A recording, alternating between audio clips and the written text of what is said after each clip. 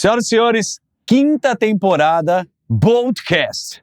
E a gente está aqui no escritório da Bolt, nesse episódio, porque essa temporada inteira é com Gustavo Ayala e Henrique Pérez, que me convidaram para estar aqui no escritório, que dá uma aproximação. É muito mais legal gravar aqui. Eu queria agradecer vocês, tá? Obrigado a você, Dani. Pô, que legal, cara. Gostou da ideia? Pô, quinta temporada, já é, né, já tá rumo ao Hexa, a gente já consolidou isso daqui, 3 filhos, eles vão pagando as temporadas, vai dando certo, a gente fica muito feliz de estar com vocês, porque verdade seja dita, é um conteúdo para nicho, porém quando você transita em Harvard, o que as pessoas falam desse conteúdo? O pessoal gosta muito, né, que é um assunto super difícil, super complicado, por isso a gente trouxe um professor aqui para ajudar a gente a entender.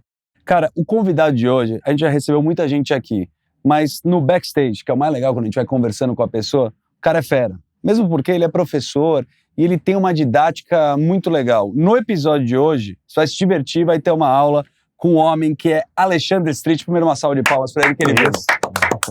Ele foi ovacionado. Você foi? Cara, a turma respeita demais, obviamente, o seu trabalho, mas antes de apresentar o seu currículo, que a gente sempre faz isso, aonde vem essa relação com o Gustavo Ayala, que vocês já estudaram juntos, já trabalharam juntos, isso é verdade? É uma história longa, né, de vários episódios, inclusive, né? A gente já trabalhou junto anos atrás lá na PSR. Isso. E depois eu saí, fui para a PUC, e aí ele continuou tal, foi fazer as aventuras dele no mercado de energia, e em algum momento ele falou assim, poxa, eu quero fazer o doutorado. Entrou lá no doutorado comigo. Legal. E aí fez o doutorado comigo, foi uma outra aventura à parte, né?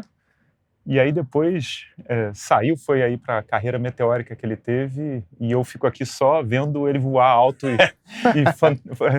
super feliz, assim. É aquele recado que você dá pro professor, né? Tá vendo, professor? Tá vendo onde a gente chegou, onde a Bolt tá, né? Alguns professores que não acreditaram no Gustavo Ayala, inclusive, né? O professor de matemática dele, que ele sempre falou que ele não ia ser nada. Onde ele tá, olha esse escritório.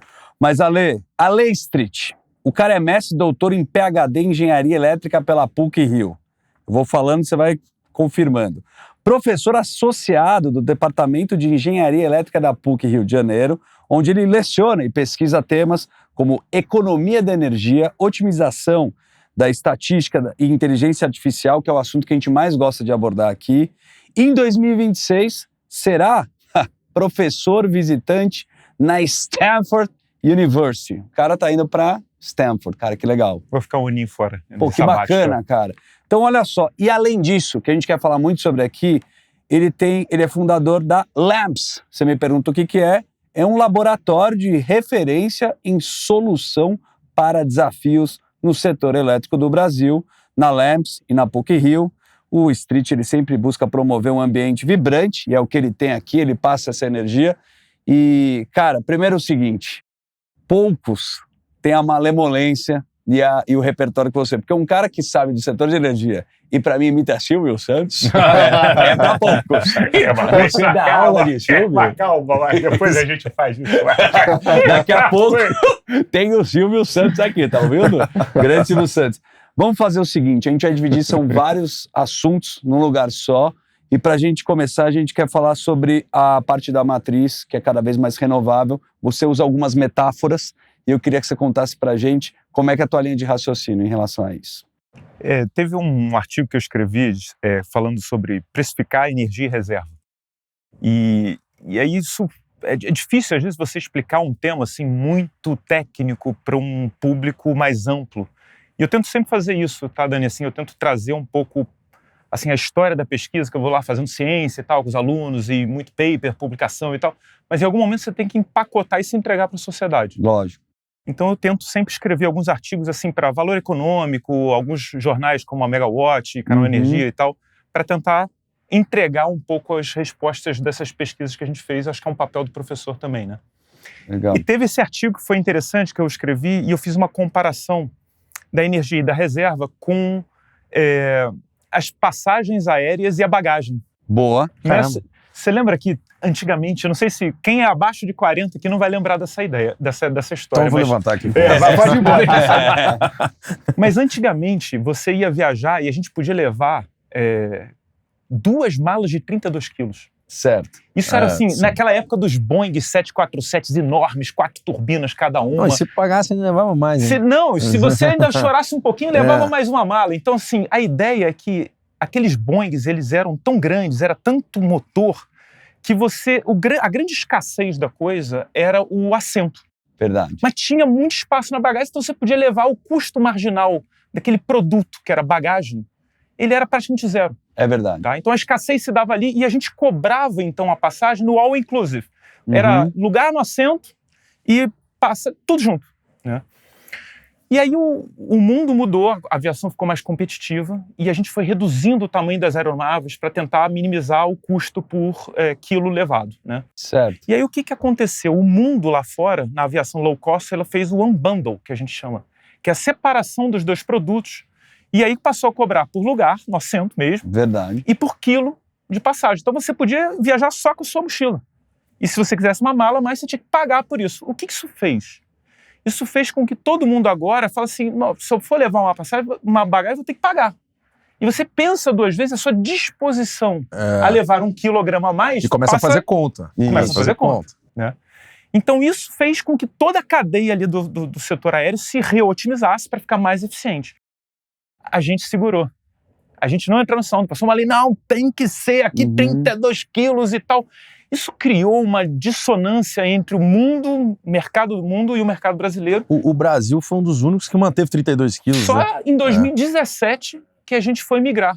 Isso gera uma fricção, porque a frota está toda otimizada para bagagens menores e a gente ainda está lá. Então as tarifas para a gente ficam mais caras e tudo mais. Como é que vem o paralelo para a energia? O paralelo para a energia vem o seguinte. Lá em 2010 a gente tinha grandes hidrelétricas. E vem com a hidrelétrica a energia, o volume ao longo do tempo de energia. Mas vem também a flexibilidade, que é a capacidade dela, é um outro produto, mas que vem junto. É a flexibilidade, a capacidade dela de controlar e subir rápido e descer rápido para seguir a carga. Certo. Pois bem, 2010 até 2024, a gente expandiu a matriz com renováveis intermitentes, solares e eólicas. E aí entrou um animal novo na fauna do reino dos animais. Que pela primeira vez, cara, não sei se vocês já pensaram, mas pela primeira vez, veio um gerador que supre energia, mas consome flexibilidade. O que é a flexibilidade? Né? Pela primeira vez, a eólica, ela não vem, e a solar, ela não vem com controlabilidade. Então ela gera uma aleatoriedade que alguém tem que controlar. Quem? A hidrelétrica. Então olha só que legal. Começamos a ficar cada vez mais com eólicas e solares. Depois a gente pode falar por quê, dos subsídios e tudo mais, mas expandiu via essas renováveis. E a flexibilidade começou a ficar, como as bagagens, né, começaram a ficar mais escassas e começaram a brigar com a energia. Porque para você poder resolver o problema da eólica intermitente e poder compensar isso quando não vem o sol, por exemplo, você tem que subir a potência com a hidrelétrica. Você tem que deixar uma reserva parada lá esperando. Então, peraí, a hidro que ia gerar 100, agora ela tem que gerar 90 para ficar com 10 esperando, porque talvez um sol não venha. Ou entre uma nuvem. Se equilibrando. Acabou, ela perdeu dinheiro com isso. Tem um custo de oportunidade isso tudo. Começou a ficar escasso essa flexibilidade e começou a interferir um produto no outro. Pois bem, a gente tinha que fazer o unbundle. Separar a energia de flexibilidade, que no mundo lá fora já foi feito. Tá? Então é aí que acontece um pouco esse paralelo que eu faço. Muito bom. Para mostrar pra gente uma coisa. O sistema de preços, ele é a alma de um mercado. Se você não reflete nos preços a escassez de cada um dos produtos que estão pegando ali, você não vai dar os incentivos corretos. E aí isso leva a um monte de problemas. Então a solar e a eólica estão usando a bagagem da hidrelétrica, é isso? Elas estão surfando na flexibilidade da hidrelétrica. Isso gera subsídios cruzados. Muito bom. Porque imagina só você está resolvendo o problema do seu competidor. Isso. Né? Então ela gera um problema. A solar e a eólica estão pegando carona, então. Estão pegando carona e estão gerando um problema que quem vai resolver é a competidora delas. Ou seja, é um subsídio cruzado mesmo. O mercado se adapta, né? O mercado vai ter que se adaptar e ele está usando o recurso que vocês estão falando. A gente deveria reformular os preços, o sistema de preços do Brasil, da energia elétrica, para fazer essa separação entre energia e, no caso, que a gente chama de serviços ancilares, são os serviços auxiliares ao setor elétrico, que são as reservas.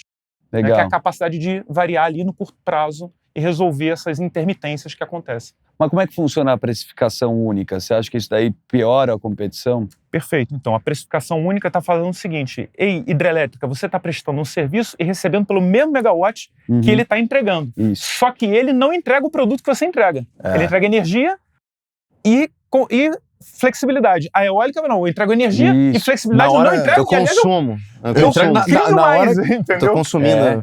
eu te entrego alguma hora que eu também não sei te dizer Na hora que eu não especificamente. sei qual é e tudo mais. Não, mas ela exatamente. cria a necessidade. Ou seja, para cada 100 megawatts que você programa de energia eólica e solar intermitente, 6 megawatts de reserva tem que ser programados e reservados em hidrelétricas no Sudeste. 6 para 100.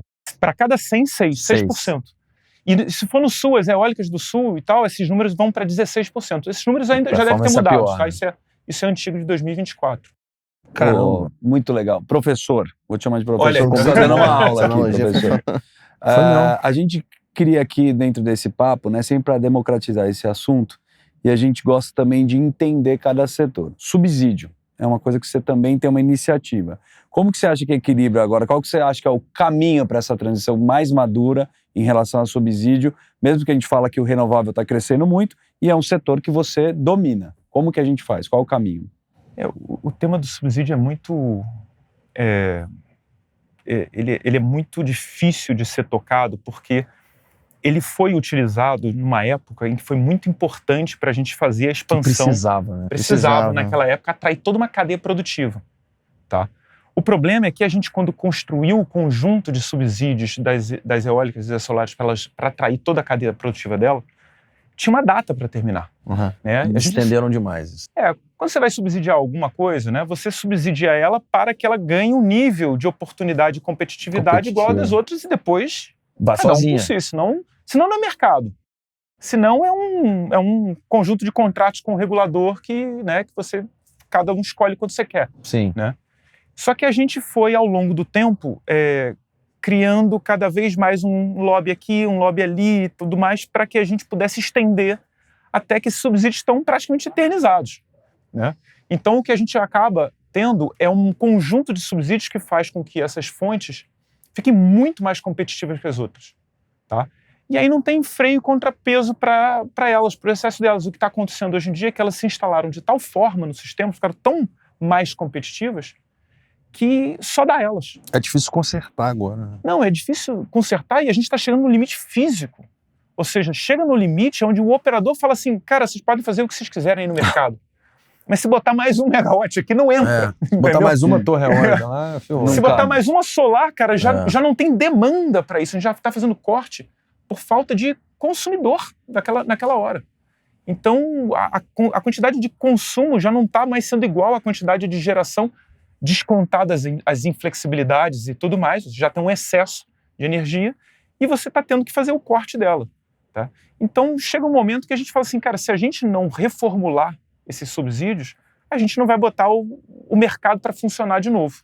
Tá? E aí, nada dá certo. Tá? É difícil, né? Eu aprendi muito aqui com esses caras, né? E você sabe que tem muitos entusiastas. A gente está, acho que, num momento muito histórico do nosso país no setor de energia. Principalmente quando vocês me explicaram sobre o mercado livre, que eu não conhecia. A competição agora da liberdade do consumidor e por aí vai. Só que a gente tem muita lei no país e o que eu acho que atrasa muito é a burocracia. Eu queria que você explicasse de uma forma mais didática um pouco sobre a Lei 15.269/2025, que é o novo marco regulatório do setor elétrico. O que trouxe de benefício? E aí, quando tem jabutis, sempre a gente fala, né? Você sabe que jabuti é porque o jabuti não sobe da árvore, e quando tá na árvore, você fala, o que esse jabuti tá fazendo aí? Então explica o jabuti. Alguém colocou ele lá. Explica pra gente um pouco o que vai beneficiar ou qual vai ser a bucha. Você sabe que eu tô muito decepcionado com o que foi feito. Decepcionado. É mesmo? Decepcionado. Porque lá em 2001, quando a gente teve a crise, o grande apagão gerou... o setor evolui de crises em crises, né? Só quando dá um problemão que você senta lá para consertar o problemão. Antes é política daqui, política dali, lobby daqui, nada funciona. Né? Em 2001, quando a gente teve o apagão, a gente sentou como setor elétrico, juntos. Grandes nomes. Tá? Teve o relatório Kelman, teve a revitalização inteira, teve Mário Veiga, o próprio Kelman, vários outros grandes nomes ali redesenhando, repensando o sistema, vis-à-vis o que tinha falhado. Certo. Então, assim, você olha para uma crise e fala, o que está faltando que não deu certo, que a gente precisa consertar, né? E ali foi feito, ao longo de 2002 até 2004, um novo marco regulatório que pegou tudo que tinha dado errado e construiu um novo arcabouço para resolver aquele problema. A gente já sabia, já estava anotado que não deu certo. Aquele problema. Então foi discutido a precificação marginal, o valor da água, os contratos, os leilões e tudo mais, para que a gente conseguisse fazer o crescimento da demanda ser atingido pela geração. O meu ponto agora é que a gente está vivendo uma nova grande crise, uma nova grande falência do atual marco regulatório. A gente tinha terminado lá em 2001 um ciclo, e agora, 20 anos depois, a gente está terminando um outro ciclo. Qual é agora o grande problema desse ciclo? É a flexibilidade. Certo. A gente não está conseguindo atrair geradores, e não só geradores, armazenamento, resposta da demanda, agregadores que empacotam tudo isso. Baterias, que lá fora são assim, majoritariamente financiados por serviços ancilares, pelos preços das reservas e tudo mais. A gente não está conseguindo fazer isso porque o nosso sistema de preços está errado. Tá. Então a gente agora, olhando para essa crise, a gente não está fazendo o dever de casa que foi o que a gente fez lá em 2004, que é olhar o problema e falar aonde está a raiz do problema, aonde que está errado. A gente não está consertando e reformulando e fazendo uma reforma. A gente está fazendo puxadinhos. Normalmente, e aí se você olhar para o que a gente está fazendo, são leilões de reserva de capacidade. Que é a bagagem. Que está basicamente, cara, criando uma reserva de mercado para uma fonte que se entende que vai dar flexibilidade e vai atribuir esse preço direto para o consumidor. Isso não é mercado, gente. Isso é uma reserva de mercado. Mas qual é a alternativa? A alternativa é você reformular o preço, você sentar e falar assim, quais são as componentes, as dimensões de preço que estão faltando para que a gente consiga remunerar e atrair via mercado aqueles componentes do setor elétrico que faltam hoje, as baterias, pagar as mais hidrelétricas, botar as termoelétricas com rampa, com capacidade de velocidade alta. Como é que você consegue isso?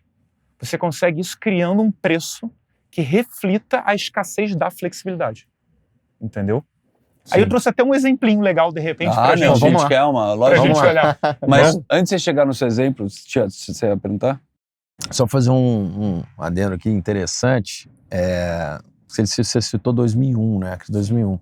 A gente está agora que a gente indica livro também no podcast. E sempre livros fantásticos. Eu recebi uma indicação uns anos atrás, um grande amigo meu, Matheus, obrigado pela indicação, do livro chama Curto Circuito. Olha lá, pode colocar. Ele conta toda a história, todo o dever de casa que foi feito pelo governo e os grandes caras do setor que desenharam esse modelo. E conta a história de maneira super didática e tudo, e toda essa turma tá lá, Mário Veiga, Dilma, então, olha só que barato isso que ele tá falando agora. Curto-circuito, livro, fica a dica aí pro nosso... Vou ver, porque... Ele tá ali, inclusive, na nossa biblioteca. Aqui. A gente dá o livro. Depois ele traz ele aqui pra gente mostrar. Sim. Uma coisa que, se você pensar agora, olha só, para você fazer uma reforma desse tipo, você tem que ter não só uma força política, mas uma força de nome de respaldo. No livro você vai estar né? Você sabe, 2001 é melhor que todo mundo estava lá. Qual é o nome forte que temos hoje como aqueles? Não, nem compara. Aquilo parou o governo inteiro. E não temos uma liderança e uma vontade política com nome forte, capaz de mostrar o caminho. Que conhece o setor. Exatamente. Assim, medalhões, nomes que são assim, grandes conhecedores do setor, que são os pensadores. Comitê de crise. Exatamente, tudo. Que faça o dever de casa e fale assim, é assim, porque as forças do lobby vão tentar te direcionar. Sabe que o Brasil faz pessimamente, cara? É calcular risco, né? A gente não calcula muito o risco, só quando tem alguma tragédia, você vê, né? Quando acontece um negócio Brumadinho, horrível, e a gente não calcula risco para o setor. E eu acho que o que você está trazendo é aqui. O que foi feito lá em 2021 que os caras colocaram na planilha para não fazer de novo? E não estão aprofundando sobre isso. Não, e a gente passou uma crise horrorosa em 2021, foi salvo. Fomos salvos por uma coisa que você nunca viu uma crise daquela seguida de uma... Um dos melhores períodos úmidos da história, senão seria um novo 2001. Senão, né? Exatamente. Com certeza. Então, a gente está aprofundando no subsídio, na reserva de mercado, na cartilha do que não se fazer. Tá? Então eu estou muito decepcionado com essa reforma. Tá? Não, mas você não vai ficar decepcionado, porque aqui a gente traz boas esperanças. Aliás, porque a gente tem referências aqui. Eu queria que você falasse também, quando você falou de bateria, me lembrando uma coisa de ecossistema, por exemplo, que tem feito no Texas também, em relação, desde a parte de eletrificação, que a gente vê os chineses bombando, mas o reaproveitamento de baterias, né? Você já citou isso daí, eles fazem muito bem lá no Texas, né? Exato. E o ponto lá que o Street falou, do subsídio, né? O Texas é um estado que faz subsídio pra caramba, né? Então o subsídio é importante, principalmente para as baterias aí no início, né? Tem os custos dos serviços ancilares, que é um nome melhor para o subsídio, né? É uma Mas- forma Como é que de é o você... nome? Serviços Serviços ancilares. ancilares, que é um Ah, tá, serviço sim. auxiliar e o sistema precisa, é o negócio, Boa. todo o tema que ele está falando aqui, né? Mas eles, de uma forma legal também, vê que os serviços ancilares é uma compra de reserva de curto prazo para que você pague e deixe pago, né? Mas esse preço ele é calculado via custo marginal lá dentro, cotimizado com energia. Então ele vem com um Tem um sabor... racional, ele vem com um sabor de quando precisa tem preço alto, Sim. quando fica escasso fica preço alto, quando não tem abaixa o preço. O preço percebido hoje pelos subsídios é um preço eterno, perene, que o cara vai sempre ganhar aquela tarifa reduzida lá, né? E ele ainda tem uma reserva de mercado para migração dos consumidores do ACR para o OCL, que faz que só com a energia incentivada o cara pudesse migrar. Então ainda fechou numa casinha, né? Pensa na migração. Não, sim. Agora com esse novo marco, Está acabando. eles acertaram, Isso. né? Pelo menos essa parte tá resolvendo, que já é um Tá mais ótimo... Porque não redondo, vai ter mais energia incentivada para a abertura do mercado, né? Vai ter. Pros novos Não vai ter. Não Não vai vai ter. Pros ter. novos Tá. entrantes não tem Que é bom. subsídio. Tá. Que é bom. Entendi. É um Mas jeito agora- de você travar. mas Quem olha tem, só tem, que legal. entendeu? Mas olha só Que que é o legal. fim do subsídio ali para... É um fim do subsídio direto, que é Direto, o desconto na tarifa. Sim. Mas tem outros 2 subsídios indiretos que a gente não está mexendo. As eólicas solares, eles recebem o desconto na tarifa fio.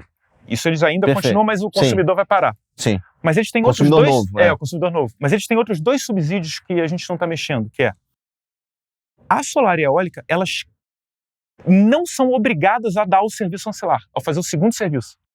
Então isso já é uma coisa que o outro tem que fazer por ela e ela não tem que fazer, já é um subsídio.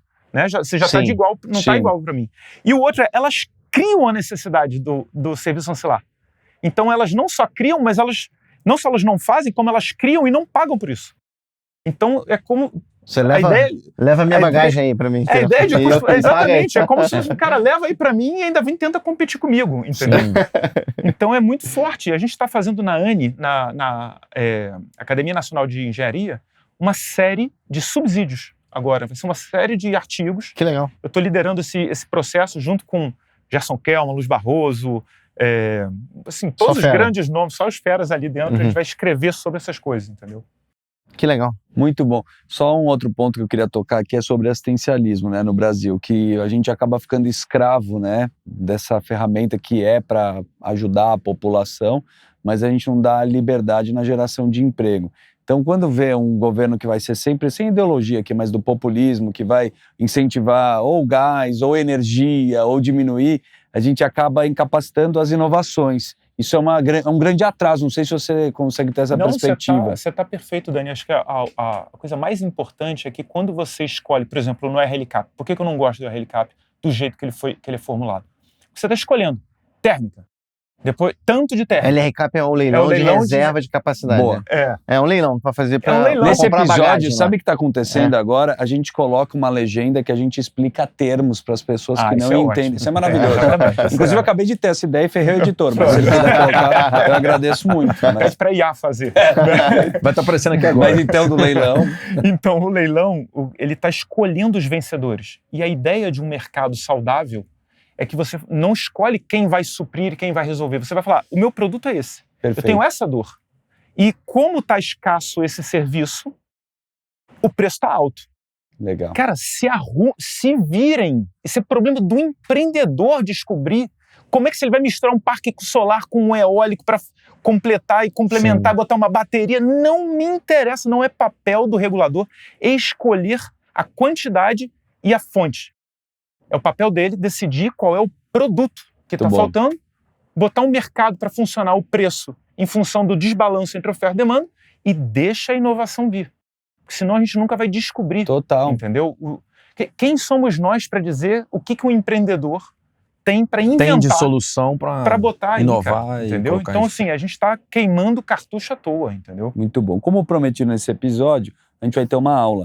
E o professor aqui é o único cara que fez uma pré-produção que a gente convidou aqui. Presta Muito bom. atenção, o cara tem slide, é outro nível aqui. Vamos falar do Muito mercado de capacidade. Você vai explicar agora passo a passo para a gente. Eu vou mostrar para vocês aqui o benefício que teria da tal da reformulação dos preços de curto prazo, tá? Então eu vou mostrar assim, se a gente pegasse o nosso PLD, que é o preço de liquidação de diferenças, que é o preço spot do mercado, e levasse ele para o real time, para o tempo real, e ele refletisse de fato a escassez de cada hora naquele exato momento que está acontecendo, o que isso levaria? Muito bom. Tá. Então, vamos pegar um exemplinho simples aqui. Legal. Ó. Uma eólica e uma hidrelétrica, tá? Tá. Elas estão contratadas, a gente vive aqui no setor de Sim. contratos, em 100 megawatt-hora. Tá? Certo. Então, amanhã, às 18 horas, o preço desse contrato é R$200 o megawatt-hora. Tá legal? Certo. Isso é o Por contrato. Isso é por contrato. Tá Todo grande bom. gerador está contratado e tem lá o seu Sim. preço. E aí, chega no dia seguinte, às 18 horas, o sol está saindo, tá legal? Ela fala assim, aquele 100, a eólica, não vai dar. Não ventou. Ventou pouco. Não ventou. Ventou Não pouco. rolou. Hoje deu ruim. Hoje Só deu vai ruim. em 20. É assim. É Pode assim, acontecer. é assim, Tá? é assim. A Fenômeno incerteza climático. nessa escala diária é altíssima, tá legal? E aí o que vai acontecer? Alguém vai ter que resolver esse problema.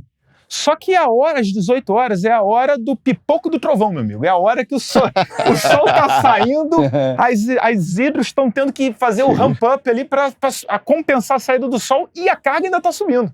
Muito bom. Tá todo mundo ligando Ligando ar-condicionado o aí em ar-condicionado, casa, é. exatamente. Então, quem vai fazer isso, né? A ideia é que o PLD agora, de tempo real, vai refletir essa escassez e vai estar R$1.000 o megawatt-hora. Ó, Você acha muito? Você acha muito ou pouco? Cara, se você pegar o pós-D100... Eu não acho muito, não. Não é. E se você pegar o Não acho, pós-D100, tá? Que é a programação já mais próxima do real-time que a gente tem, Ela você vai ver os recursos que estão sendo sim, despachados sim. depois do PLD a 1.500, resposta de demanda saindo a 1.700 e tal. Tá baixo. Então tá baixo, é um preço normal. Isso quando acontece ali a rampa da saída do sol. Aí vamos ver quem vai resolver esse problema. Quem resolve sempre? A hidro. A hidro é o nosso grande pulmão, tá? Então dos 80 que estão faltando, 40 vai vir da hidro. certo. E ainda peguei um exemplo de um programa de resposta da demanda, um consumidor fala, eu bidei, eu fiz uma oferta e eu reduzo a minha carga em 40 também. Então 40 da hidro, menos 40 do consumidor, que é tipo uma geração, fechamos O 80. consumidor diminui o consumo dele para poder fornecer E a para a hidro rede gera mais mais. energia. A hidro gera entendeu? mais, uma consumidor fase, baixa. duas. Fechamos o déficit de 80 dos... Tem uma bagagem de Bidei. 40. Bidei é você fazer uma fiz oferta. uma oferta no É, mercado de tá. dia seguinte de resposta da demanda, que são outros mercados que Certo. estão acontecendo. Super legal esse mercado, tá? Então vamos ver como é que fica a receita para a gente entender. A primeira é a parte do contrato. P vezes Q, essa não muda muito. Então vamos pensar, a eólica estava programada para gerar 100 megawatt-hora, aos 200 ela vai ganhar lá os 2.000 dela. Sim. Mas agora vai vir a parte do curto prazo. A parte do curto prazo é a parte que vai valorar a flexibilidade, tá? Então, ela agora gerou menos, 20, do que tinha prometido, vai ter que comprar os 80. A que preço? Ao preço do tempo real lá. Preço tempo real. Tomou uma ronca de 80 mil, Certo. tá? Nessa compra. Então, como efeito final, ela pagou 60 mil. Porque ela prometeu uma coisa, não conseguiu, teve que comprar, o preço estava escasso, tive que comprar o preço que era. E aí equaliza. Equaliza. Olha a hidrelétrica agora. A hidrelétrica, na parte contratual dela, continua a mesma coisa, não mexe em contrato, mas ela gerou 40 a mais, né? Esses 40 a mais valora ao tempo real. Olha quanto ela fez a mais 40 mil, tá? E o consumidor? O consumidor ia pagar, né? Ele ia consumir 200 ao preço de 200, esse era o contrato dele, estava contratado com os dois lá, só que agora ele diminuiu. Como você diminuiu, você vai ter que fazer, ele vai poder vender esse contrato que ele tinha no curto prazo. Muito bom. E ele vai zerar o consumo dele. Então, olha só que barato. Os balanços fecham, tá? Tudo que alguém pagou, alguém consumiu, alguém recebeu, tá legal? E o que a gente tem?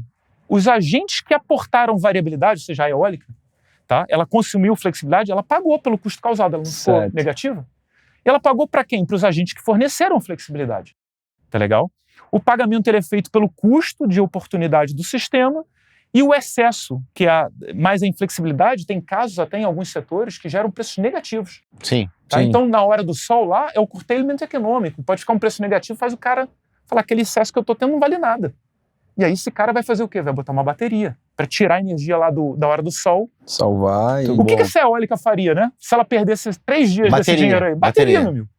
Tá legal? É. Então isso resolve um pouco o nosso sistema. Acabou aqui a nossa aula, não vou passar mais. Não, demais, Tá. cara. Você não apresentou isso para um setor privado, para um governo, para ninguém? Não, pra gente... isso aí já rodou em conselho de isso é empresa, voz- um monte é de voz do coisa. setor, Sim, né? não, É. isso tá bem Muito bom. explicado. Mas, e o pessoal sabe disso, É. tá? Acho que assim, isso aqui é o básico de contabilização de curto prazo, Muito legal, cara. tempo Foi uma- real, enfim, não tem nada demais aqui. Ô, professor, eu vou te falar um negócio. Eu acho que tinha que ter um novo programa aqui na Bolt que seria as suas aulas aqui. Que é legal demais, É cara. Não, porque quando fica mais didático, você coloca na tela, a gente consegue, né, abrir a nossa mente. Você tem uma iniciativa, cara, eu acho que o que vai sempre salvar é o educacional. Não tem jeito. O que a gente está fazendo aqui é aprender alguma coisa com quem tem referência e repertório. Você tem o LAMPS, que eu queria que você falasse um pouco desse laboratório para a gente finalizar com uma mensagem. Primeiro uma salva de palmas aqui, que o cara deu literalmente aula. Não. Demais. Fala um pouco dessas habilidades, do que você acredita, né, da demanda da próxima década. A gente está vendo que você está no setor, né, de inovação e educação. O que você está fazendo e uma mensagem aí final para a gente? Cara, eu acredito numa força muito importante do setor elétrico, que é a do conhecimento profundo, tá? Ou seja, você não ficar raso nas coisas. Então, lá no LAMPS, a gente tem toda a formação de recursos humanos. Ou seja, o setor ele é feito por pessoas ainda. A Lógico. IA não tomou conta ainda de tudo. Ainda bem. Tá legal? Então, veja o exemplo do Ayala. O Ayala foi um cara que passou lá pela gente, fez o doutorado dele. E eu lembro de você me falar uma coisa que me chamou muita atenção. Você falou assim, cara, foi a coisa mais difícil que eu já fiz. Você lembra da tua tese do desafio, né? Daquela coisa... Depois do mestrado no IMPA. Tô brincando. Tô brincando, Que, é não, que foi uma ótima formação, foi uma né? ótima formação. Não, mas você ter um doutorado lá, publicar um artigo, coalizar lá é difícil, não é uma coisa Te fácil. estica numa dimensão que não é trivial. Você tem que não só fazer a pesquisa, mas fazer ela e contar para o mundo de uma forma que um monte de gente vai te bombardear. Então, assim, Mas tem que ir profundo, você tem tá que ir falando. profundo, tem que ir profundo, né? E profundo em nível mundial, tá legal? Então, lá no LAMPS, a gente forma as pessoas de uma forma muito especial, que eu tenho um carinho muito grande pela PUC, que me permite fazer isso.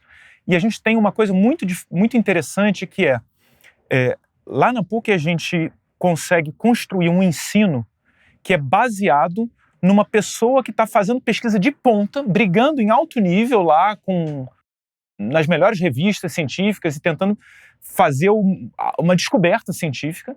E, ao mesmo tempo, ele está junto com a indústria, desenvolvendo projetos de pesquisa, desenvolvimento e, enfim, tentando melhorar a vida das empresas aqui dentro de um setor. E essa mesma pessoa entra na sala de aula para ensinar o cara de graduação e ele transborda o que ele está discutindo em Stanford, em Harvard, nas melhores revistas e discutindo e tal. Então, esse tripé, ensino, pesquisa, contato com a indústria, Sem dúvida. ele gera algo que, para mim, é fundamental para um setor sair do buraco. Muito bom. Que são pessoas capacitadas para fazer as transições de marcos regulatórios do futuro.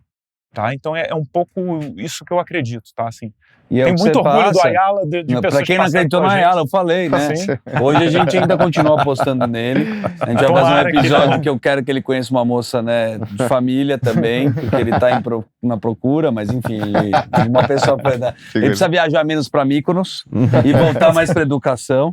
Mas uma salva de palmas aqui de novo pra esse episódio Muito bom. fantástico. Muito bom. Cara, é que a gente que elogia. Não tem um cara que vem aqui que a gente não elogia. Mas os caras só trazem cara fera. Então, se você tá assistindo esse episódio, pode conferir. É a 5ª temporada do Boltcast. Você pode voltar e coloca Boltcast, tem no Spotify, tem multiplataforma, no YouTube. E se você quiser se aprofundar, eu vou deixar a sua rede social, cara, porque é uma coisa diferente.